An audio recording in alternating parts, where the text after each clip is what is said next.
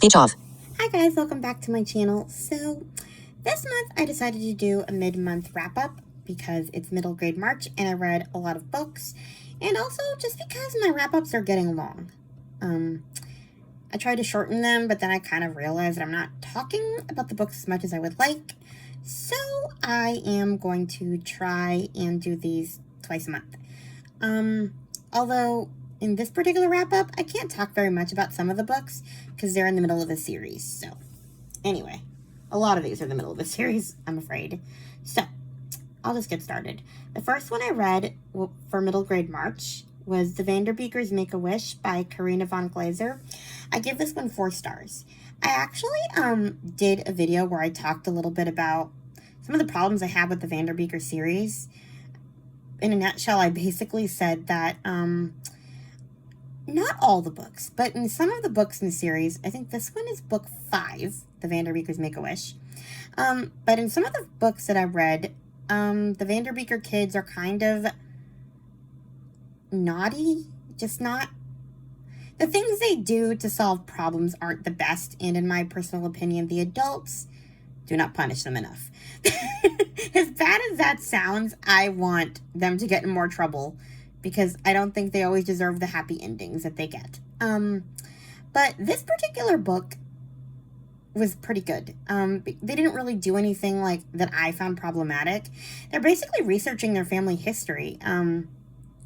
Their dad has to go to a friend's dad's funeral, and he's basically going to miss his 40th birthday celebration, and then they find out that their grandfather, who passed away when their dad graduated high school, wanted to take him on this road trip, but they don't know exactly where, so it's all about them trying to figure out where their grandfather wanted to take their dad so that they can surprise him on this road trip. And meanwhile, their maternal grandparents come for a visit, and apparently there's bad blood between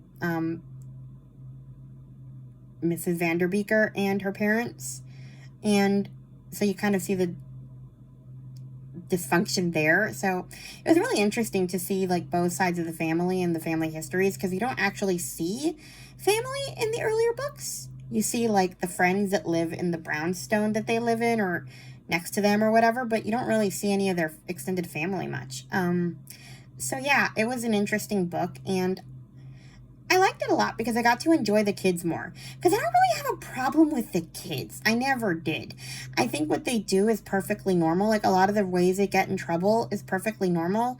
It's just that I don't like the way the adults respond to it. I think that some of the things the kids do are very bad, and they don't get enough trouble for it, as judgy and preachy as that makes me sound.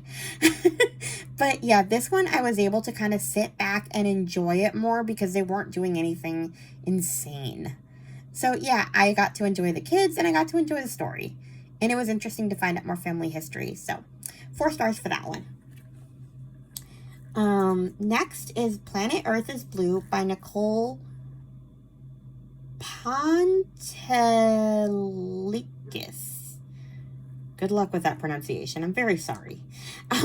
I give this one 5 stars, and I got this one through book lover Amanda's TBR. I don't know if she's read it yet, but I gave this one 5 stars. I loved it. So I'll read the description just because I love the description. 12-year-old Nova is eagerly awaiting the launch of the space shuttle Challenger. It's the first time a teacher is going into space, and kids across America will watch the event on live TV in their classrooms. Nova and her big sister Bridget share a love of astronomy and the space program. They planned to watch the launch together, but Bridget has disappeared, and Nova is in a new foster home. While foster families and teachers dismiss Nova as severely autistic and nonverbal, Bridget understands how intelligent and special Nova is and all that she can express. As the liftoff draws closer, Nova's new foster family and teachers begin to see her potential, and for the first time, she is making friends without Bridget. But every day, she's counting down to the launch and to the moment when she'll see Bridget again. Because Bridget said, no matter what, I'll be there. I promise. wow. I am tearing up just reading that description, and that book made me bawl my eyes out. I mean, I can't really tell you, like, the twist at the end.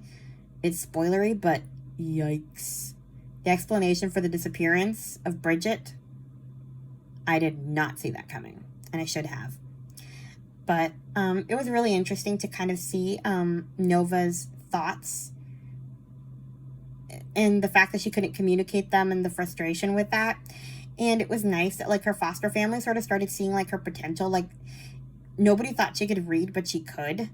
And they were, I mean, she doesn't read as perfectly as she thinks she can, but they're able to understand some things.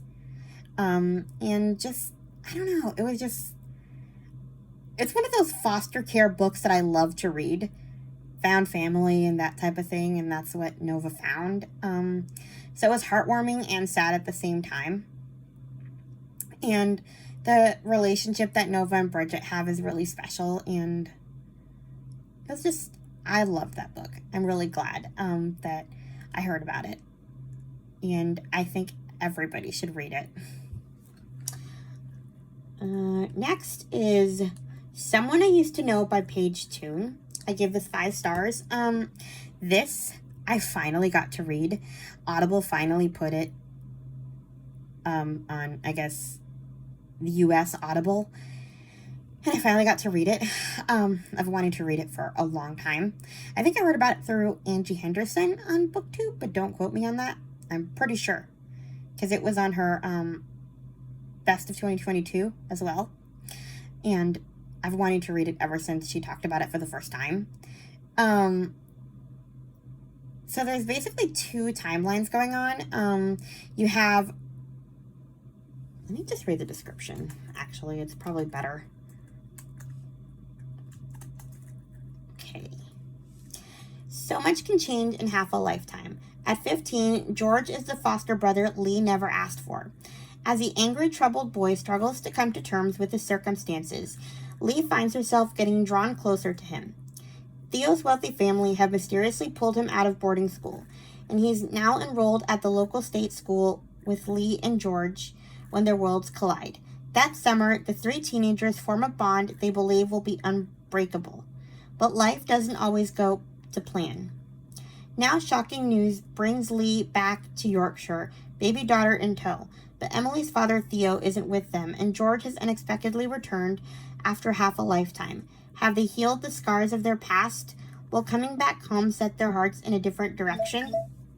So yeah, it's basically these 2 timelines. One when the kids are teenagers, and then you go back and forth from when they're teenagers to when Emily and George, no, not Emily, Lee and George are adults. Emily is Lee's daughter. With Theo, and so one of the things that you find out is what happens to Theo. Why isn't Theo with them? That gets revealed later. I'm not going to spoil that, but it was a really interesting and complicated book because there's just, I read a lot of books about foster children, and like I read a lot of memoirs in particular about basically these different foster parents, like Kathy Glass and Maggie Hartley, write a book about a different kid they foster. So they have like several different books about different kids, and they do a great job. But what I noticed that they don't do that this book does is talk about how it affects their own kids. I mean, Kathy and Maggie and like all of them make it sound like, oh, the kids just go with it and it's fine. And they're very understanding. But in this book, we see that Lee sometimes gets the short end of the stick because her parents are so busy dealing with about 10 different needy foster kids to the point that they don't even realize that Lee hasn't had breakfast. And Lee's dad is like running outside to shove a piece of toast in her hand because they realize they didn't feed her. Like, that is how consumed they are with fostering. Like, there's some resentment to it because you have to share your parents so much. And it's a decision that they made that the kids didn't ask for. And I do think that Lee appreciated it in the end. But I think it's kind of something you have to consider, that you could be hurting your own kids in the process of trying to help other people's kids. And that sounds selfish, but at the end of the day, if your kids aren't happy, you can be the biggest martyr in the world and be doing great for all of these kids and failing your own. So it's like something you have to figure out. And like I said, I don't think she felt that way. And then there was a storyline with George and how he was separated from his sister. His sister got adopted, but he was too old. He was 15 and she was 3. So they got separated. And you kind of have to think about the ethical dilemma of it. Like, he was raising her because the mom was dysfunctional, but I think on drugs or something. I don't remember exactly. But, like, you have to sort of weigh the pros and cons. Like, should his sister suffer bouncing around to keep them together because no one's going to adopt a teenager? Or should she have a clean break, even if that makes that teenager suffer, and get an adopted family and she'll never remember he existed? Like, there's just so many ethical questions. And, like, I felt very bad for George because he lost his sister, but at the same time, she got a clean break from everything, and you can't... I don't know what would have been better. I mean, ultimately, I think they should have adopted both of them. That in a perfect world, that would be what you do. But let's face it, the cruel fact of it is that people don't want 15-year-old angry boys. They want cute little toddlers and babies. And even then, toddlers are... Like, once you hit 2, you're almost unadoptable. I mean, you still have more of a chance, but people want clean slates, and you don't get that with a 15-year-old. So, yeah, it's just, like, there's so many things to think about in this book, and I'm very happy that I finally got a chance to read it. So, there's that one. Now, let's see. Okay, next book is one I DNF'd. Counting by Sevens. So, I know that people love this book. I just couldn't get into it. I tried several times. I tried when I first heard about it, I think through Amanda from the Curly Reader. But then I put it down, and then I heard about it again through, I can't remember who, recently in middle grade. Maybe it was Book Lover Amanda? Maybe? Or was it Kelly from Kelly Reads a Lot? I don't remember. Could have been Kelly. Either way, I heard about it and I tried again to read it. It's about a girl who's neurodivergent and she loses her parents and I guess there was a found family element to it. But the thing is, I couldn't really get into it. Like I said, I started reading it, and the first chapter, you find out her parents died. And then I spent 2 hours listening to backstory when all I wanted to know was, okay, where does she go? Who takes her in when her parents die? And all I got was backstory on how she met her friends. And I was just not interested, and I didn't care. And because that's all I wanted to know. Okay, so what happens to this kid? You leave us hanging on a cliffhanger about her parents dying, and then we spent 2 hours talking about each of her friends? I mean, I didn't even finish the backstory. So I just got bored. I'm like, okay, if I'm this bored, it's not worth me reading it because I'm not enjoying it. I mean, somebody convinced me to try this again, but I was genuinely bored.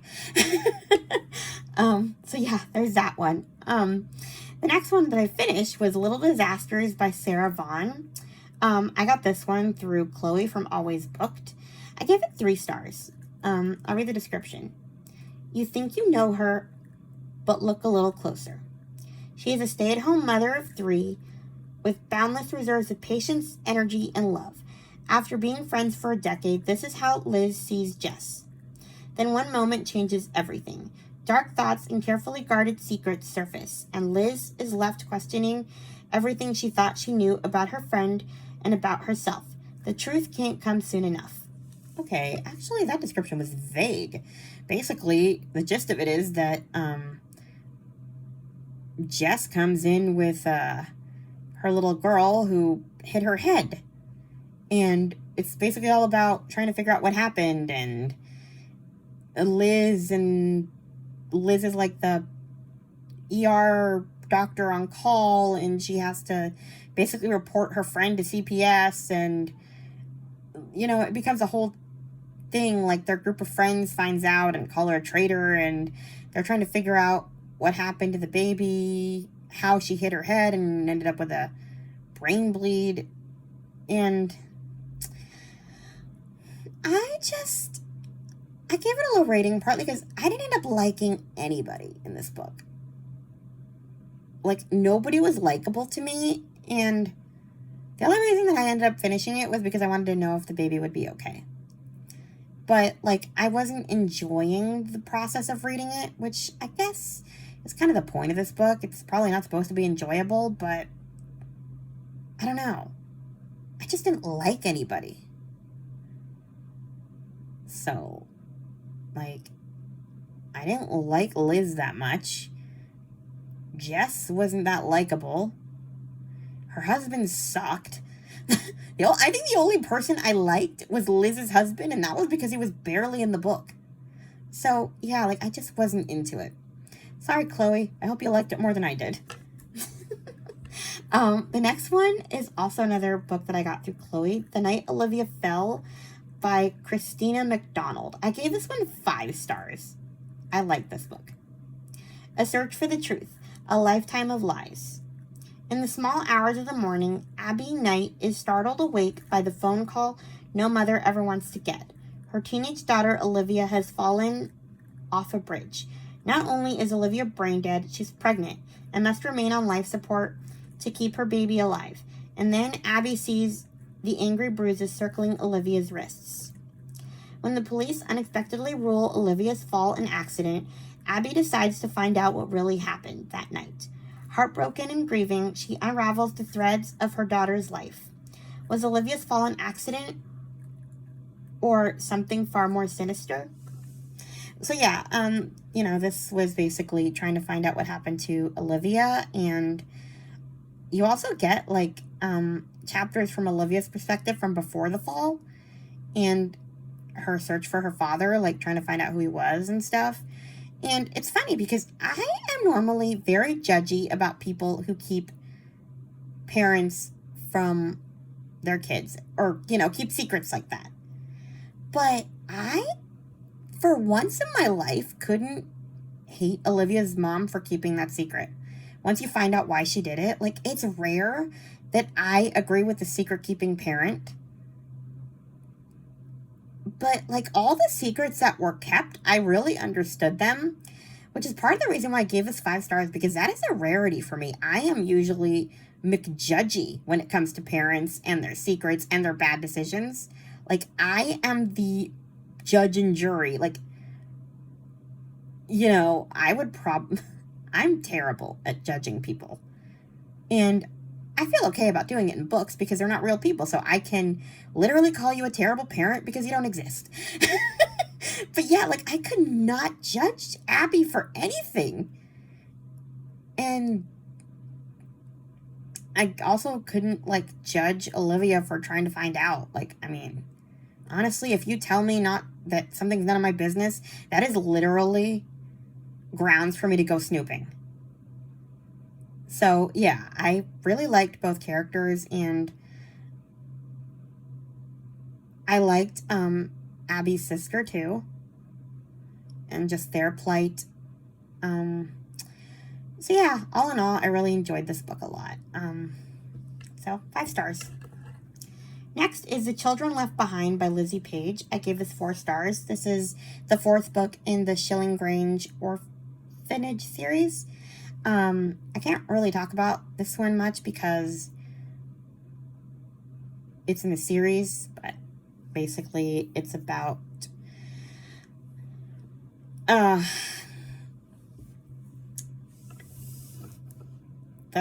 kids in the orphanage and the house mother who takes care of them and her love life. And look, the reason I rate this down a little bit is because I cannot stand this love story. I like the guy, but good God, you cannot pursue a guy if you don't like his kid. And she clearly has a problem with his kid, has had a problem with his kid since he came home with the kid. For 2 books, all I read about is how I don't like Patricia. Well, if you don't like Patricia, you don't get to have Ivor. Is that too hard to understand? You don't get to be evil stepmom. So you can have the guy. And it's crazy. I mean, I understand why she has complicated feelings about Patricia. But if you can't get past them, you shouldn't be with the guy. Or marrying him. Ugh. Like, that is my only thing against this. Like, other than that, I like her, generally speaking. She's really good with the kids. Honestly, the only reason I'm still reading this is because I want to see all the kids in good homes, and I enjoy the storylines with the kids, and I want to see what happens with them.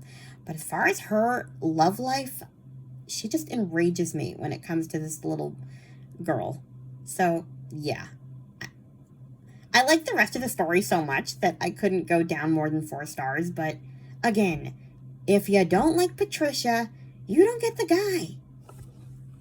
Anyway, next is A Grim Warning by Chris Colfer. This is the 3rd book in the Land of Stories series. I've been reading this off and on, and I decided to try to finish the series for middle grade March. I give this one 4 stars. I can't really talk about it, but I'll read the description for the first book. It's called The Wishing Spell. So, here's a description. Alex and Connor Bailey's world is about to change in this fast-paced adventure that uniquely combines our modern-day world with the enchanting realm of classic fairy tales. The Land of Stories tells the tale of twins Alex and Connor. Through the mysterious powers of a cherished book of stories, they leave their world behind and find themselves in a foreign land full of wonder and magic, where they come face to face with the fairy tale characters they grew up reading about. But after a series of encounters with witches, wolves, goblins, and trolls alike, getting home is going to be harder than they thought. So yeah, I've been enjoying this series a lot. I sort of took a break just because, it gets a little boring to read the same books over and over, but now I got into it. I can't wait to read the next ones. I liked book 3, but again, it's too complicated to go into without spoilers, so yeah, I suggest reading that. I like kind of the fairy tale type fantasies, where you go into fairy tales that we all know, so it's really fun. The next one is The Inside Story by Michael Buckley. I think this is book 8 in the Fairy Tale Detective series. This is another fairy tale retellings type thing. I'll read the description for the first book. It's called The Fairy Tale Detectives. For Sabrina and Daphne Grimm, life has not been a fairy tale. After the mysterious disappearance of their parents, the sisters are sent to live with their grandmother, a woman they believed was dead. Granny Relda reveals that the girls have 2 famous ancestors, the Brothers Grimm, whose classic book of fairy tales is actually a collection of case files of magical mischief. Now the girls must take on the family responsibility of being fairy tale detectives. So yeah, I read the first book when I was a kid, and then I couldn't find the rest of them on audio at the time. I only found the CD for the first one when I was little, so I never got to finish them, and then when I found out Libby had all of them, I decided to finish them. Honestly, I was getting bored with the later books. The earlier ones were fun, but as the series went on, they kind of got boring. Not boring, I don't know. I didn't really... Like, this particular one was 2 stars for me. What was it called again? I already lost it. The Inside Story. I gave this 2 stars. Because, basically, without spoiling anything, they're trying to search for their little brother, and this character takes their little brother into... Jeez, even saying they have a little brother is a spoiler, because whatever, I already did it. But they're basically jumping from book to book, and getting in trouble because they're ruining the stories, because they have to play the characters that they get sucked into the book as being. Like, if they end up in The Wizard of Oz, one of the girls had to be Dorothy and had to say Dorothy's lines, and when they didn't say Dorothy's lines, they got in trouble, and it just kept happening over and over and over, so I was getting sick of it. So I gave it 2 stars. I just wasn't interested in, you said the wrong line, over and over and over. But I had to see that they found their brother, so I kept reading it. And then the last one is The Council of Mirrors. I gave this one 4 stars. It's basically, you know how every fantasy series ends with a final battle? So, yeah. Can't go into more detail than that, but 4 stars. Then I got The Vanderbeekers on the Road. I gave this one 3 stars. That's when my full hold came in. That's the newest Vanderbeeker book. I gave it 3 stars because, well, some shenanigans I did not agree with. But for the most part, I enjoyed it. They're on the road trip that I was talking about in the last book. So we get to see the road trip play out. And some of the stuff that happened on the road trip was fun.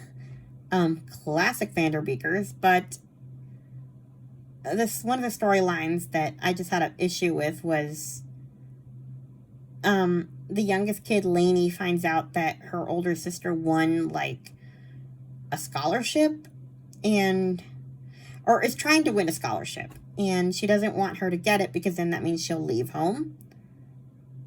And I get that completely, but, like, the way she goes about trying to stop it from happening is so, like, her and some of the siblings, like, it's just so bad that I am upset they didn't get into more trouble. So, yeah. I don't know why this bugs me so much. I am usually all for troublemaking kids, but for some reason, I think because some of the things that they did involve the internet, and I don't know.